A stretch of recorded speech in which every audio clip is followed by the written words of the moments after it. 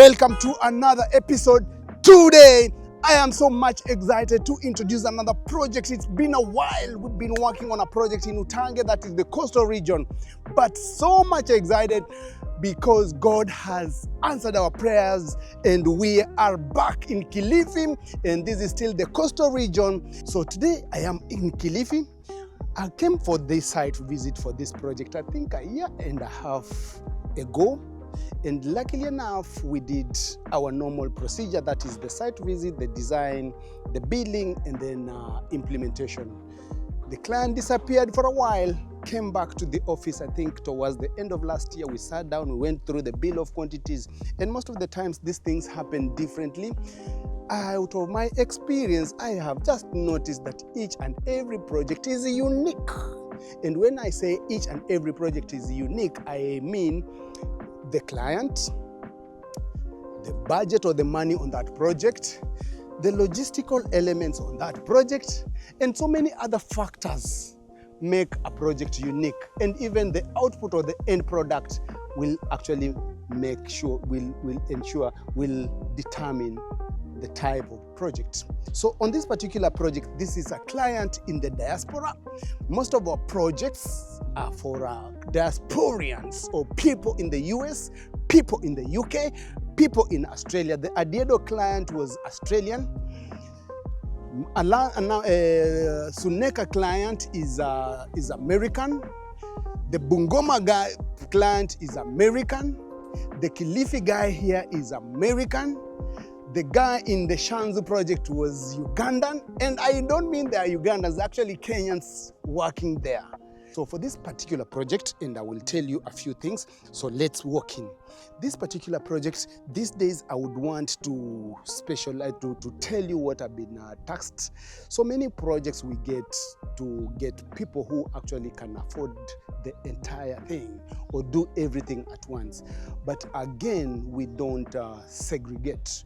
We take all the projects, and for this particular projects, we have been, we did the designs for everything. We did the bill of quantities for everything. Remember, it has taken almost a year plus, that is almost close to 2 years. But today we are here working on it, but we have been commissioned to just do the entry door. Actually, the entry door was not in the scopes, but yesterday night after my visit and whatever I was pinpointing, prompted them to subcontractors to do the main entry door. I will talk about it. Then we have been subcontracted to do the kitchen, and we have been subcontracted to do the lounge and the dining area, and then the pantry, because those are the common areas, and mostly most people would take those ones more serious, because when they have guests, they want guests to have a smarter life. On my opinion, on the other hand, I would rather take a bit of time and get the same touch in every other spaces. That is a bar. Write it down. So, guys, as I proceed, if I was to be given this house to do, if you look at this house, Larry will run his drone around, and so that you can see the entire thing from an aerial point. This house, when you look at it from that particular point, that looks like, you see the rough thing on the walls? That means cladding is supposed to happen there. This particular piece here, the stone that was used to put up the house, and these will be the coral stone. Those are the coral stone blocks, because Mombasa, they use coral blocks. So that is coral blocks that has been painted, I think almost like a white, and the king has been done. And then below it, there is the hacking on the wall that had been plastered, that needs to receive another cladding. Then we come to the main entry.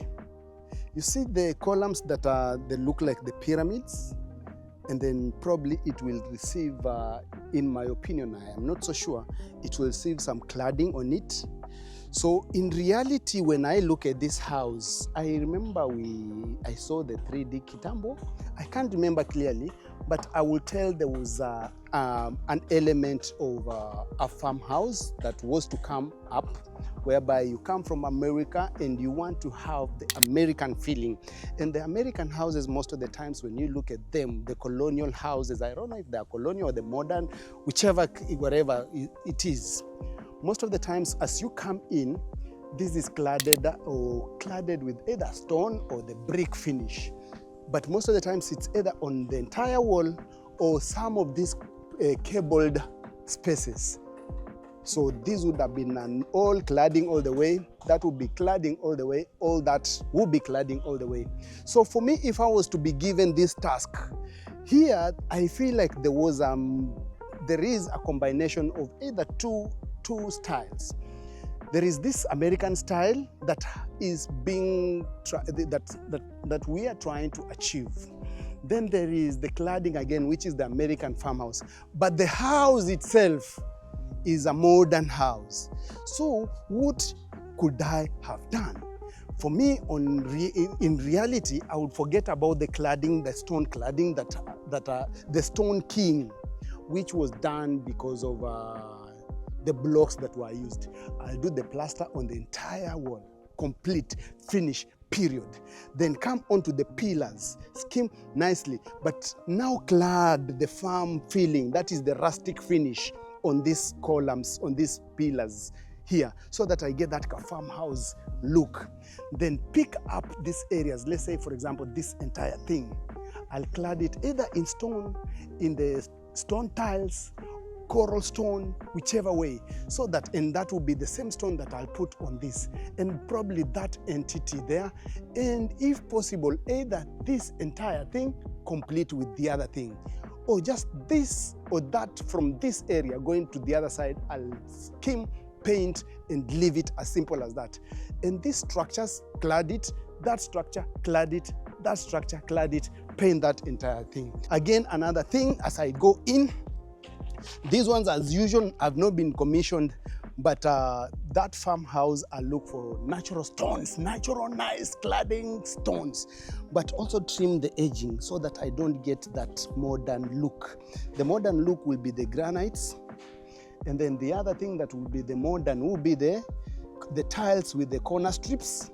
So I'll avoid that and bring either travertine stones, or even if I was to do tiles, I'll do nice, beautiful matte finish tiles, but on the edging I just do a nice strip of almost the same thing that can cover end to end, and it comes with a beading. On these things I'll clad nicely and probably bring the stone, maybe the whatever that I'm doing there, I bring it to overlap. And this particular part, there are two options, either skim and paint white or nice, or the other color that would be on the roof, or also clad it all the way. Then here around this whatever, I can, because I'm looking at the landscaping, there are two options. I can bring in railings, and this can be the wooden railings, either in white, in gray, or in black, surrounding that space. Then again like that. And as you come here, when you sit there, you cannot just enter from any other place apart from this. And I plant my grass, and put some paving blocks around, and put sprinklers around, put lighting around the compound. And as I walk in and as I come and sit here in the evenings, I enjoy my space. Another thing that I just noticed as I go in, Larry, as we move in, when we walk in any American home, let me call this an American home or a diasporian home, most of them, they would do the mudrooms or mud space. And that is a cabinet whereby when they are walking into their houses, they have to hang their robes or their coats. Then they can also sit and maybe tie or untie their shoes and pack and whatever. So we have a proposal for a mudroom, and basically it's a two-door whereby this is 2180 from floor to ceiling. This height is 2180, so it is quite low. I really don't understand what the architect did, but it's a 2150, but I think it's because it's housing a staircase here. So another experience out of work, don't put a staircase to land at the entry, because that landing will be lowering this entry point. So it's 2180, but you have to work with what is there. So on one side, these are 2 doors, and remember, you see there are 2 boxes.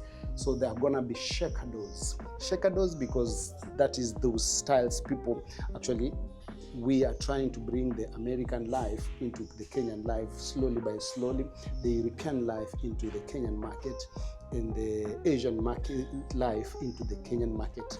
But now, pole, an introduction slowly by slowly. And I've noticed even in the villages, in the wherever, nice, beautiful things are coming in. As you go back after 1 week or whatever, another one comes in. So my thinking, the probability after 20 years to come from now, Africa is going to be the giant of this world, because beautiful things are being replicated, but even done in a better way. So this is going to be a mud space, a mud cabinet, a mudroom cabinet.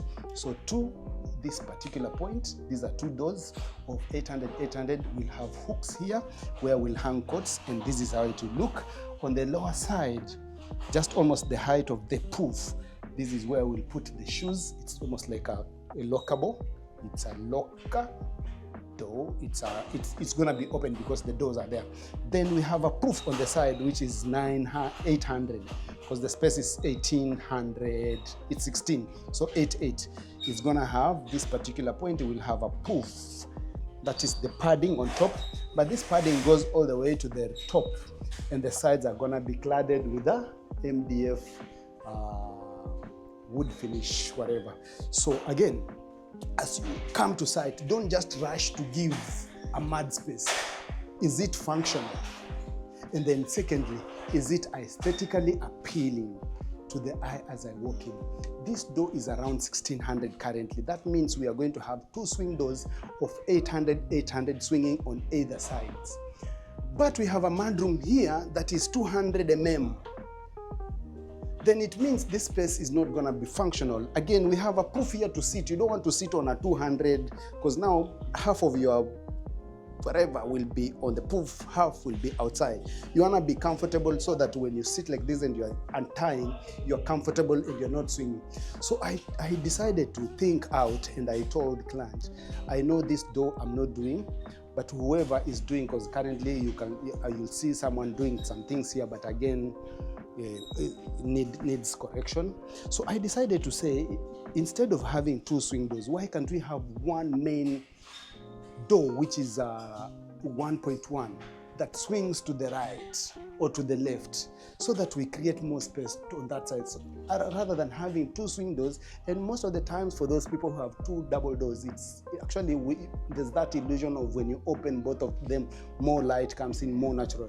But in reality, when you finish this project and you start taking up the project and you start living in this house, chances are you'll be using 1 door most of the times, unless you're bringing in. But if you have 1 door that is around 1.1, that is a heavy, big, massive door. You have space to move in furniture, you have space to whatever. So you're just eating probably onto your 500, and it reduces the hassle. So I've decided to extend these walls slightly by around another 250, so that I create a door of 1.1 that swings to the right, and then I accommodate my shoe rack, my mudroom here, that now will be functional properly and also aesthetically appealing, because once things have been put together, they affect your system unknowingly if they are not in proper record. So let's move on. So this, again, this maybe for my client, if they will be watching, I think this was done prematurely. It should be done in a proper way. Either way, instead of doing this, why move this here and move this here, and this to run all the way straight? If not, I don't think there is a problem putting it on top here, and you can even put another one below, so that maybe they're vertically arranged. Again, because things, most of the times, again, maybe I'll talk about schedules and how things are arranged. Sometimes the moldings on the columns, if you haven't read the design things and known very well that the gypsum works will come, sometimes you end up now, this is the head of the pilaster or the pillar. It's supposed to be below the ceiling coming down, and that means if that person was to do it, they were meant to read the design. They now know how much is the ceiling going to come and how much it will drop. If not, this was meant to be done after the ceiling works. So part of the scopes that we are working on this particular project is just a simple flat ceiling as usual, simple, but now the elegance or the outcome matters a lot. Then let's move on. Again here, another thing we are doing is basically the metal structure. You can see that in place already. So the next thing that follows is electrical piping, and that is for the downlighters and the pendant light. We have an island here, that is the dining area. The other side is the lounge, and this is the kitchen. So I visit sites to do some technical drawings, especially if the project has been it's us doing it. We normally don't so much do a lot of technical drawings at the office, because after the 3D I normally come. But for those people who want them for their own execution, we can do that. So for this particular site, we are doing the lounge, we are doing the dining, we are doing the kitchen, we are doing the lounge, and some open spaces on the first floor. So I will just go through this kitchen.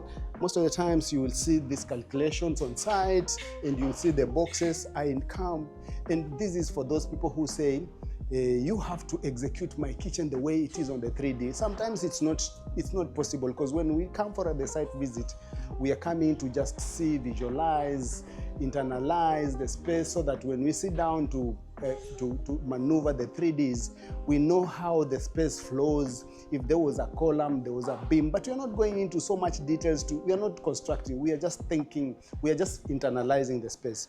So we pick up the architectural drawings. Some of the architectural drawings are altered. Sometimes someone will tell you, I moved this wall by 2 meters outside. That one we note on the drawing. But we will use the whatever, because the 3D normally looks the same, unless now you're going into the details. But now once commissioned, we'll have to come to the site and take the detailed measurements. And those detailed measurements sometimes vary, sometimes they're same, sometimes vary a little bit, it's negligible. So we come and I will take the measurements afresh. Like this wall was, this wall is 55-50, that is from end to end. I want to see what is the size of the island in the middle. So I'll remove the cabinet of 600 on that side, the cabinet of 600 on this side, and that is 1200, and I'll get 4350. That is the space between that cabinet on that side and that cabinet on this side. After that, I will remove what the designer has given me as the island, which is 2200. I remove the 22 from the 4350, I get 2150. Out of the 2150, I divide it into 2 and I get 1075. So most of the times ergonomics are very important, and sometimes when you're designing spaces, the ergonomic is a big lecture, or it's one common course in campus, whereby people now know, how do I sit, what are the heights, what are the measurements between spaces. Very important. And mostly something I've always remembered is the wheelchair thing, because I remember in the ergonomic class when we were told that when you're doing passages, any space that in between spaces, you have to leave with 1200 and above, so that in the event of eventualities and you happen to be physically challenged, you can maneuver around with your wheelchair and you can do a rotation. And it has always resonated in my mind for ages, and that is something I keep on reminding clients. But in our common scenarios as locals, it is something that most of the times we don't factor in. So I get the 1075, and people would prefer to have the island than the whatever, the space in between. So if I get the space between 1200 and above, I'm well and good. But sometimes we go as below as 900. But in this particular case, I'm getting 1075, which is almost 1100. pretty much acceptable. So we will proceed and use the 1075 and have a nice, beautiful, fitting, large island whereby we can have 3 beautiful breakfast stools. And this counter is the low level counter. It comes almost the height of the normal kitchen counters on the side. There are normally 3 types of counters. There's the low level, there is the high level, and there is the high level and the low level combined. Let's not go into that. So here we have the fridge. As you can tell, the socketing had been done and it's wrongly placed, and this is the fridge. I don't see the need. Even the water point is there for the fridge. So I really do not know why the 2. So I've done drawings. It will be 1 channeled like that. There is a point there. I think that was for the oven and microwave. It will never be used. This one is cutting in between the drawers and the sockets for the oven and microwave. So this becomes the oven and microwave. This is the microwave, and the lower one is normally the oven. The cabinet for the fridge is normally 960, in between 1060 maybe when it's complete. So the socket, the cabinet for the oven is normally 600. The cabinet for the microwave is normally 365, and that is it. And this is it. But we normally leave 400, and that will be catered with the boards when they're cutting and they're placing whatever. Then this other one will be 850. This one is 500. It's a pull out for above the fridge. Then immediately after, we go into the corner. Here we have a lazy Susie, and the lazy Susie is on this side. That means this cabinet from this side goes inside, and that one hits the other one. So as you come to the site, you notice from the designer, the cabinets are fully whatever, but on site, you are left with around 240 between the 2 cabinets. So what do? You introduce something. And here I've cleverly introduced what? An open box with glass shelves or with wooden shelves, so that because it's 240, by the time he's done finishing and doing the boards in between and the whatever, it will come to around 180. So instead of throwing it away, we make use. As you take a turn, I've drawn this. These are more double socket 1, double socket 2, and another socket on that side. I've given provision for the DP switch 1, DP switch 2, and that one is controlling the microwave, and the other one is controlling the oven. Without forgetting, because these are tall cabinets, we'll have another high level cabinet here, and it cuts across, we'll have another one here. It's at 1200, then the 400 disappears with the other one on that side. As we take the return, this is the 1060 box for the lazy Susie, and then it carries a door of 450 for the lazy Susie to come out. Immediately after, I jumped this space, and then I wanted to centralize the sink in between the window. I really don't know if it makes sense, but I think sometimes it makes sense to have it in the middle. So once I centralize this, I remove the lazy Susie, which can never change. Those are standard boxes that can never change. So that is 1060 or 1070. It will never change. It stays there. Then this is 1000. At times it can change, but because the sink, sometimes the balls are big, so you would rather have it at 1 meter or more. So we are giving it a meter. Once we have the meter, on the left, as per the elevation, the designer has told me, go and provide for me a space for a dishwasher. So I put a dishwasher, and the dishwasher is normally an empty space. But if you want to have the doors on it, fine, because it sits on the ground, on the floor. So here, again, it's a standard box of 600, but you give an allowance of 640 because of the carcasses and the boxing. Then immediately after, we have storage cabinets here, and the storage cabinet number 1, you can see it is number 10 labeled. That is 450. That is the pull-out trash can, and it's an accessory. Then immediately after, we have another pull-out storage cabinet, which is labeled number 11, and that is for the spice rack, because we have our freestanding cooker in the middle here. Again, sockets wrongly. Then here you can see I've labeled 2 sockets, socket number 1, socket number 2. One is for the dishwasher, and another one is for what? For the undersink. Just in case the solar system is not working, you can switch on this from the DP switches on the side. Then the reason why I'm not putting the plumbing works or the plumbing pipes in this box and also the electrical points in this box is because sometimes it is interfered by a lot of manenos, that is like the cables and whatever. So I'll plug in, I'll just do an incision, a nice beautiful cutout out of from the box, from the partition here, and plug in on this. Then do another incision for the wastewater and another incision for the clean water into the dishwasher, and that is done. Then from that particular point, without forgetting, I will just draw this line like this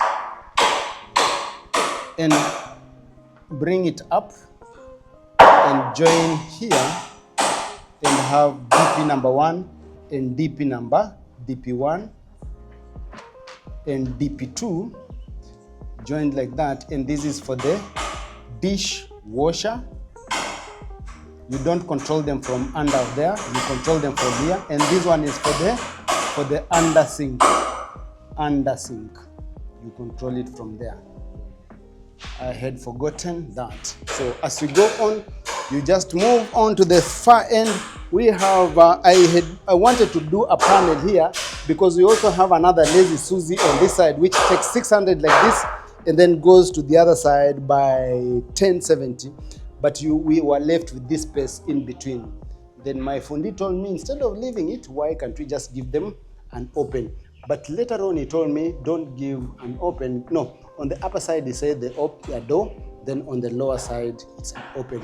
And remember, this cabinet is carrying the hood and the socket plugs, takes its power from there. This power is running like this, is controlled like that. Then we have the hood here. So we have a hood cabinet which is slightly smaller, then a corner cabinet which is almost slightly small, which is 400. Then it takes a return. So on this particular side, the only thing we are putting is the corner cabinet and one single door. As quickly as possible, let me just rush you through. Here the guys have already started setting up the space. So this is Ngazi, that is this is what? This is scaffolds are being, that guy is called Jasper or Gaspar, I don't know. His name is complicated. So we are doing a nice beautiful ceiling here, double volume chandelier. We're also doing on the front wall a nice beautiful focal wall, and that will be a floating TV unit, and I think there was some decor on the sides and then in the middle all the way, so that this place can look beautiful.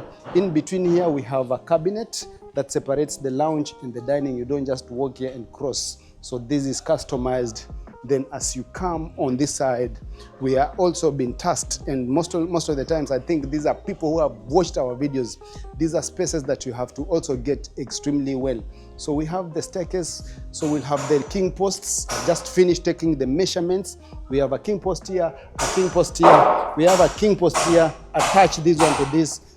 Just block there and have a railing. Then this staircase is going to have beautiful steps. We don't have the risers. These risers are going to be skim painted, but the steps are going to be in granite. And as you go up, so this one stops there.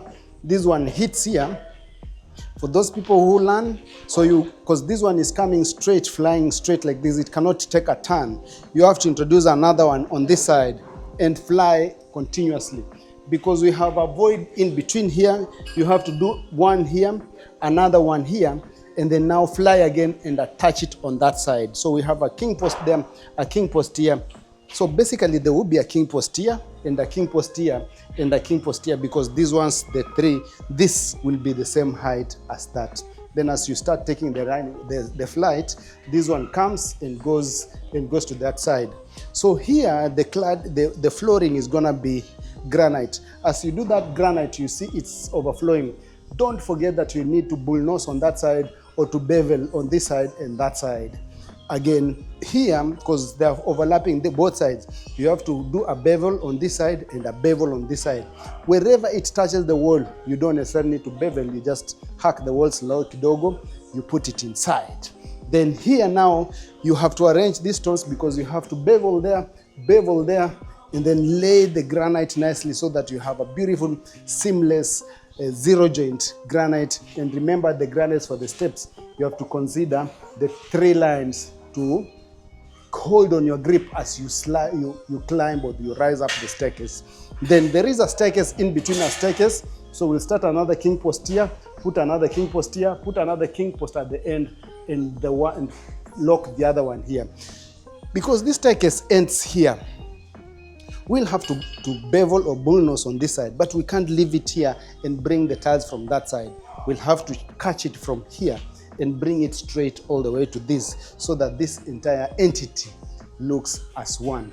From that particular point, maybe Larry can just throw in, we have already done our gypsum structure. You can see the screws, you can see the lines. In a span of 1 week or so, we shall be skimming as we skim the walls and then come down. The passage again, simple step ceiling, 600 mm deep from the wall, a drop of I think 100 mm, then a cornice of 80 mm, and we are done. So on this first floor, I think this is what we are supposed to do.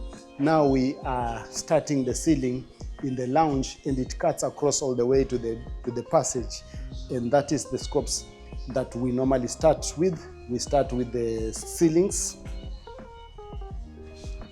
then we move into skimming and paint works.